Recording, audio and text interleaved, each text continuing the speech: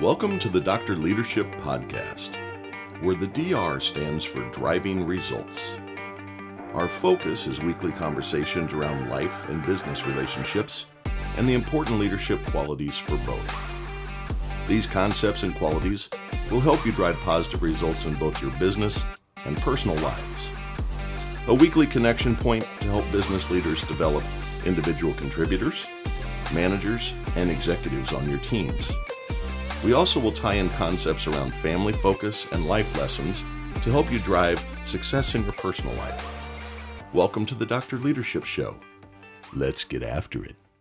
Hey, good day, everybody. Welcome to another edition of the Dr. Leadership Podcast. Hope you're having an awesome day, awesome weekend, awesome week. These come out on Wednesday morning, so hope your hump day goes well. Wanted to jump into a couple things this week that ties off of the last few weeks' episodes. But first, remember you can reach us via our email at drleadershipresults@gmail.com. Appreciate any feedback, positive, constructive, whatever might be the case. And then also remember, you can check out our website at www.drleadershipresults.com. If you like what you're hearing during the week, there's some extra super cool content out on our subscription site.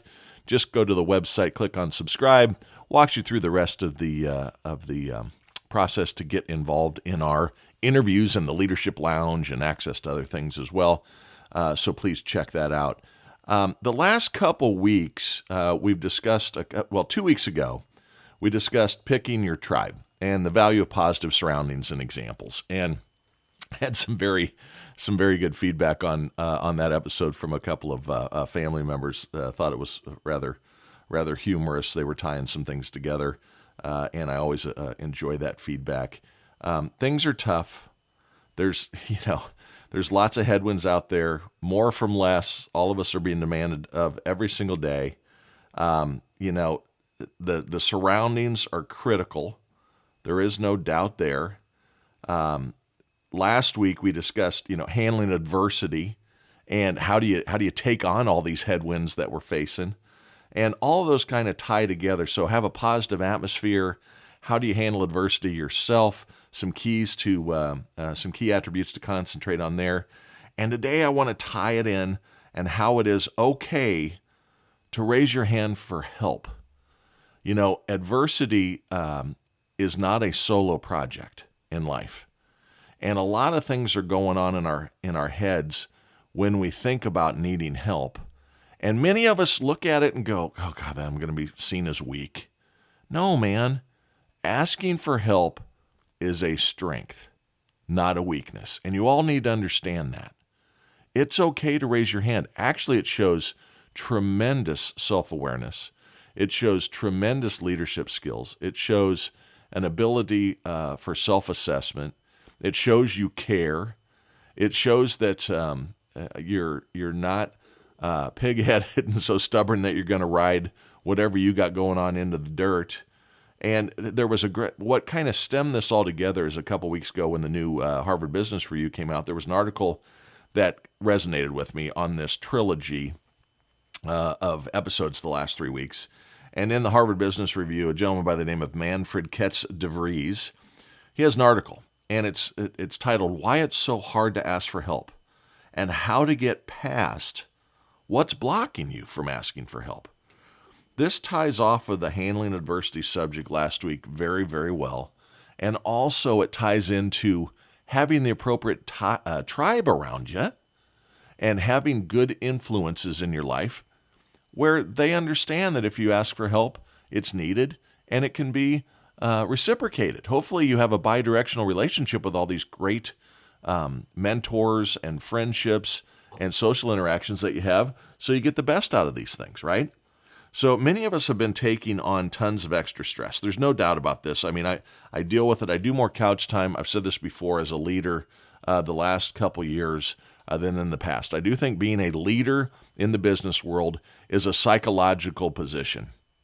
What I mean by that is you handle a lot of psychological disarray from those that you have responsibility for in leading to great things, in helping them develop, in growing yourself, all of those things combined.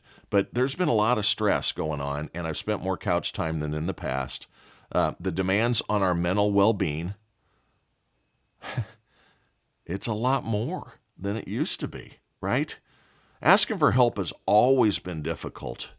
But now that we got this remote work thing involved, when you were in an office, you could lean over to the person in the cube next to you or go into the other manager's office and go, hey, man, I need to bounce something off you.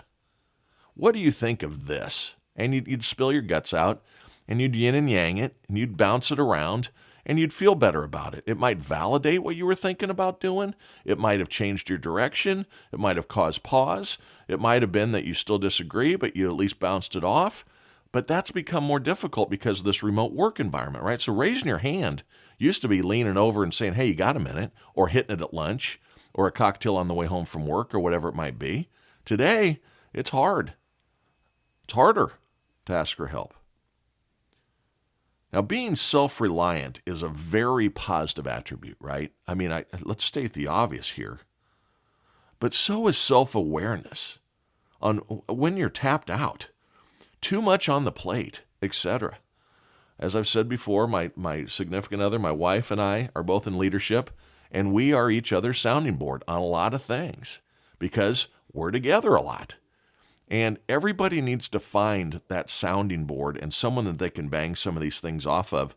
And don't be afraid to ask for help in your business life. Now, my wife can't help me in the thralls of an engagement with a customer or with an issue with an employee when it's live and happening. She hasn't got the skills around my business. I don't have the skills around her business.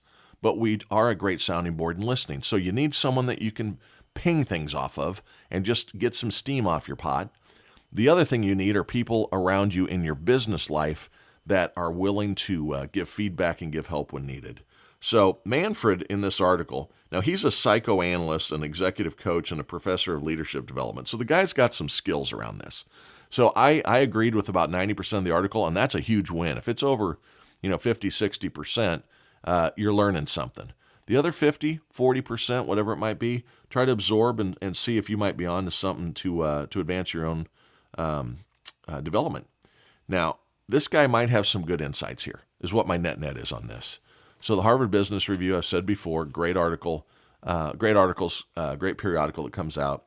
And what gets in our way of asking for help is what he's really focusing to here. What's the psychology that is going on between the 6 inches between our ears that cause us to pause in asking for help? So the first one he lists, fear.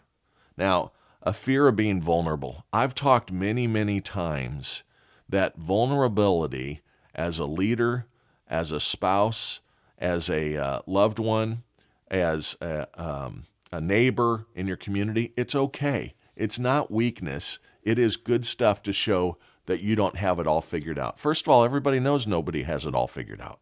No one has it all figured out. Some people are really, really insecure and preoccupied with others' perspectives of them, right? Or perceptions of them. And that's where that fear comes from. Those people would think vulnerable or asking for help would come across as a weakness. It will look incompetent. I'd be a failure. No, it's really not the case. First of all, everybody out there is not thinking about you all the time. I promise you this. I've had this conversation dozens of times when my daughters were younger. They were always concerned about what others would think or if that wasn't cool or whatever might be the case in this social disaster we have with social media and everything going on. And the net is in today's world. Everyone is selfish as hell and only thinking about themselves. They're trying to figure out how they can come across as cool as possible, which you're doing when you're worried about what other people think of you. So nobody's thinking about you in that light. If someone raises their hand and comes to me in work, I respect them a hell of a lot more for coming and saying, I'm struggling getting this figured out. My boss and I have a good yin and yang about this. I think I have a more selling field level relevancy. I believe he has more a marketing big picture strategy type capabilities, and we come together, and I think some good things come out of that. The other people on our leadership team, every single one of them has skill sets that I can ask for help on. I don't have this all figured out. I've said that every episode. I promise you, you don't have whatever you're doing all figured out. So be vulnerable and be willing to ask for help. So the first thing that holds us back for asking for help is this stupid fear. Let it go. It is a freeing feeling when you get rid of that and quit worrying about what other people think. I'm to the age now, I care less and less. My mom, I record these a lot on the weekends. It's Sunday morning. I talk to my 94, she'll be 94 next month, and sharp as a tack. I talk with her every Sunday, and then sometime during the week also. But every Sunday morning, it's our gig. We talk for 30 minutes to an hour, and I always get good things from her. The older you get, the less you care about what other people think. And my mom is at a point in her life when she does not give an SHI you-know-what about what anybody else thinks. She's going to let you know. And that's a freeing thought. That's a very freeing position and place to be in your life. Now, I'm not telling you not to listen to others, but also don't be so worried about what others think to not raise your hand. When she has a problem with the TV remote, guess what? She doesn't play off that she doesn't give that SHI you-know-what and what anybody else thinks. She calls me. I'm her technical resource. I'm the AV department. My sister is the doctor and meds department. My brother is the doctor and meds department, and I handle AV services. The second thing, not Frederick, what the hell's his name? I'm coming up with his name. Manfred, sorry. Just not a regular name for me. What Manfred says is the second thing that holds us back for asking for help. We feel we need to be independent. And this is drilled into us. I'm guilty of this on my kids too. So we prioritize self-reliance instead of asking for help. It makes asking for help kind of feel like, for lack of a better term, icky to us, right? It's like, oh my God, I'm supposed to be able to do this on my own. Doggone it, I want to be self-reliant. That's not fear. That's worried about other people's perceptions.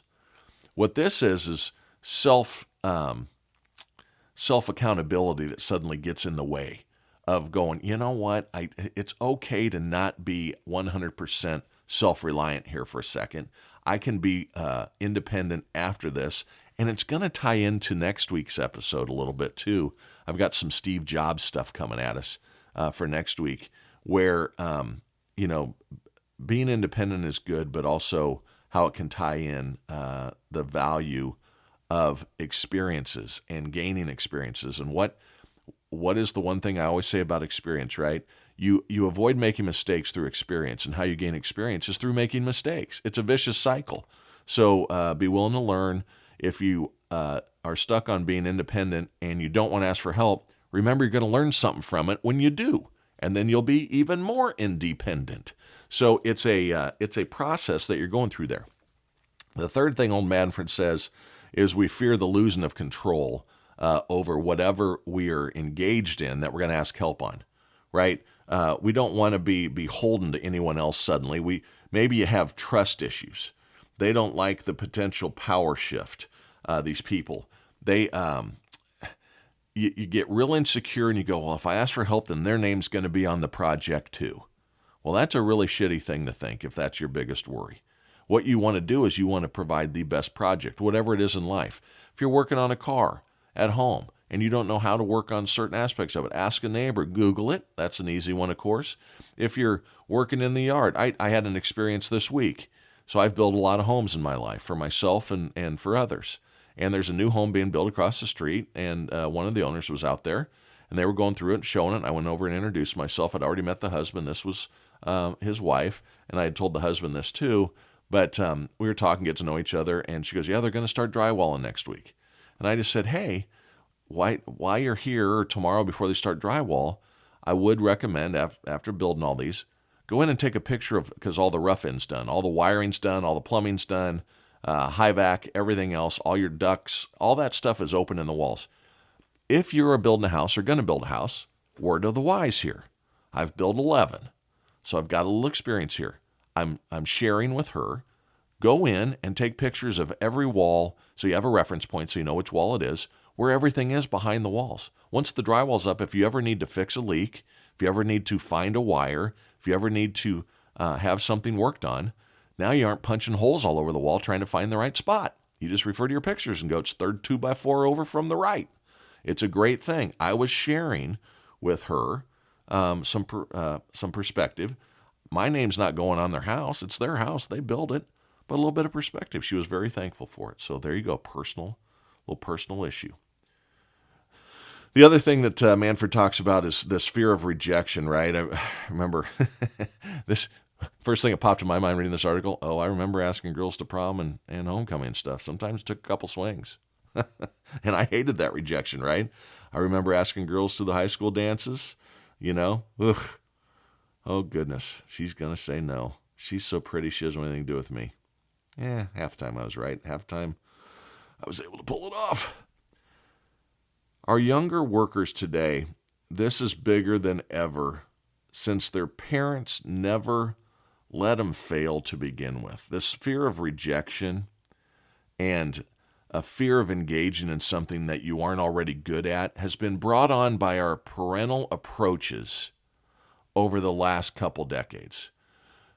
I always said I wanted my children, my daughters, to not be successful at anything right away.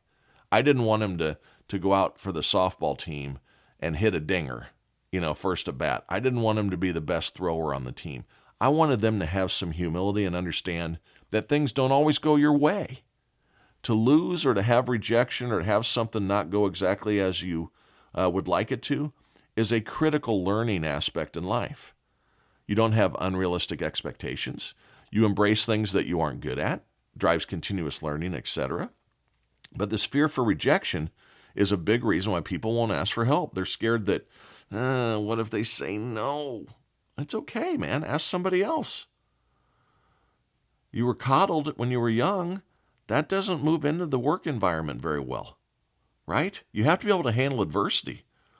And the adversity that you're facing right now that you need to ask for help on shouldn't be held back by your concern about being rejected. In sales, I say this to new sellers all the time. I've said this to my daughter that's in sales now. Every time someone comes at you and rejects you or says no, the law of averages have just improved for you to get a yes. And in sales, if you make $1,000 on each deal you do that you win, and it takes you 10 no's to get to that yes, instead of feeling rejected with the no, the first 10 no's, every time you hear a no, in your mindset, your attitude, which you can control, say thanks for the $100. If it takes you 10 no's to get a yes to make $1,000, every no's worth $100. What a freeing concept for you to not worry about rejection any longer. Same thing on asking for help. You will learn something from that. Even if the first person says no, you're going to get to a yes. Human nature wants to help people. Just by proxy, people want to be a helpful person. It's why you see strangers pull over and help fix tires. It's why you see strangers stop and help you pick something up that you're loading in at the Home Depot or the Lowe's Fix-It store, right? The Home and Gardening Center. The fifth thing that Manfred brings on is that it's interesting. We over-empathize. It's a little deeper concept here, but what he means by this is that we are so concerned that they're so busy they don't have time either. They're overburdened. I don't want to be an additional burden to them. Oh gosh, I asked for help. I'm fear of asking. I'm scared of the rejection. I need to be independent. All those first 3 or 4 things come through that we've listed. And then the next one hits, which is, well, they're probably struggling too, and overburdened, and why would I put this on? I'm going to look like I'm entitled and that I don't understand. Everybody's busy. It gets really into the weeds of psychology there quickly. And he's on to something. We all overthink these things, paralysis through analysis, instead of just going, hey, Jimmy, you got a minute? I need some help. Jimmy's going to say 9.5 out of 10 times yes. Susan, I'm struggling, man. Do you got a minute? Everybody's willing to help. So Susan's going to say, I got a quick second. Or if not, it might be this answer. Tell you what, I'm right in the middle of something. Do you have time at lunch to grab 15? Or I free up at 1:30. Can we talk about it then? That's all positive. Don't be empathic to a fault. Don't be empathetic. Say it either way, empathic or empathetic. Both are correct. I like empathic. I've been drilled on that, my grammar coach here at home. But don't over-empathize. People are struggling so much themselves that they don't have time, and don't feel that you will come across as over-demanding or incompetent or those types of things. Again, human nature is going to allow people to kind of step in here and give you a hand. Now, the sixth one is a sense of victimhood. And I'm not, I hate victimhood. Ugh. But don't ever think that I'm not worthy of help or that it's poor me. I am less than others, blah, blah, blah. Man, I'll tell you what. People just aggravate me about this victimhood stuff. People that have made it out of certain demographics think that they're an exception, not the rule. Everyone can be successful if they choose to take it on. It doesn't matter your color, your creed, your love life, who you love, who you want to be. None of that matters. Get the victimhood out of your mindset immediately. All it does is paint you ugly. If someone comes to me as a victim, they're off my list from the episode of Pick Your Tribe Wisely. I will not have victims in my tribe. Period. It's a negative naysayer, yuck type of individual. Don't be that person. Don't think for a second that you can't overcome or accomplish whatever you put your mind to. It's all about those people. That's low self-esteem. Have better self-esteem than that. So we know what the problems are and why we don't ask for help. So what do we do to rewrite this inner script, as Manfred calls it, of ideas that get in our way? Well, the first thing is seek some counsel from those that coach, a therapist. If you really fight these things, if you've got a disarray, your leader, I said I'm a psychologist by day, many people will view that asking for help from someone whose job it is to help is easier or less coming across as deserving. So when he says look for counsel on this, if you are uncomfortable asking for help from others, go to someone that gets paid for a living to ask for help. You'll feel okay doing that. And you can develop better skills through that counsel on ideas on how to ask that make you less uncomfortable, more comfortable, however you want to view that. I am a man. Fathers don't ask for help enough. Men are fixers. Many times in life. I'm accused of this all the time. So me as a man and a father, guys, get over this not asking for help enough. I know you feel like you can fix anything many times.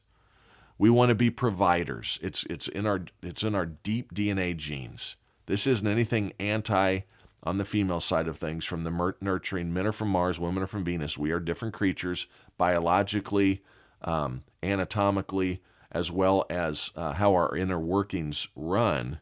But we want to be, as a man, I'm just giving the feedback here, we want to be seen as strong. We want to be able to go the extra mile. You got to get out of that sense and be willing to ask for help. I have asked for help on a few things in my life, and I always feel much better when it's over. It's a lot less stressful than you ever painted it to be. Reframe how you view, how you feel about asking for help too. Don't feel it as burdening others, but a way to kind of allow others to contribute to a needed outcome. Be a part of the cause. Hey, you're asking for help deep down inside, but you go, hey, would you like to be a part of this? First of all, I could use some insight on this project. Maybe it's something important for work. Maybe it's something at home. Maybe it's redecorating the kitchen. And you're stuck as a spouse, as the wife or the husband or significant other, whatever, and you don't want to make a mistake, bring the others into the fold. First of all, that should be something that you both try to do together. Now, building 11 houses and being around and building for other people either love it or hate it. That's either driving your destiny to breaking up as a couple or getting closer. So proceed with caution on that one. But reframe your mindset about asking for help. Let them be a part of it, contribute, etc. By allowing others into your insecure space, a better relationship more times than not is going to develop between you and it's healthy. It's mental health healthy, being able to be vulnerable and ask for help. Use a SMART approach. This is funny. I'm sitting here reading this article, and they bring out the SMART approach, SMART. It's an acronym, right? I'm going to tell you what it's about here in a second. But we learned the SMART process in leadership, 15, 18 years ago. Some of the other leaders on the executive team for our line of business and I have talked about this numerous times. So it goes into the psychology here from Manfred as well. And like I said, I went through this 20 years ago. And what SMART stands for is specific, that's the S. The M is measurable. A is achievable and relevant. And relevance, the R. And then the T is time-bound. It will let people know what the help is you need, right? That's the specific. Explain why you need it and develop steps to attain it. That's the measurable. Ensure they're capable of helping. Is it achievable? And give a timeline on it. Hey, Sue, I'd really like your help on this project. That's the specific. And if we do this, we can accomplish this over the coming days and hit the deadline of August 1st. Didn't do a very good job there, but you get the idea. Use a SMART process when asking for help. It drops the guard of the others that you're asking, but do make sure you can read the other person's current situation. So we said don't be too empathic, but do understand who to ask. Timing and tone are important in a lot of things in life, and this is one of them. Ask when you know they are probably available to lend a hand, and always be polite. Don't come in and go, hey, man, I need your help. It's like, hey, would you have a minute? I need to ask you something. Yeah, what's going on? That starts the conversation much more approachable from both parties. Communicate appropriately. People often don't know you ever need help. Many will jump in if they're aware. So be open in your communication to people. Raise your hand. Practice asking for help. Be good at vulnerability. Don't be completely dependent, but learn the skills of knowing where help is needed or will be needed. You can see it coming. You don't build a house on your own because you can't hold the framing up. You can't stand the wall up once you've nailed it together. That would be an easy one. Jimmy, Bobby, Billy, I need some help building the garage this next couple of weekends. Okay, get it. There's things that aren't quite as evident. But you can look down and go, this ass may be out kicking my coverage a little bit. I'm going to need some help around this attribute, this aspect. So be willing to lean in on that stuff. Because, let's face it, folks, everybody needs a little help. Even though I know you're awesome. Keep that shit up. Talk next week.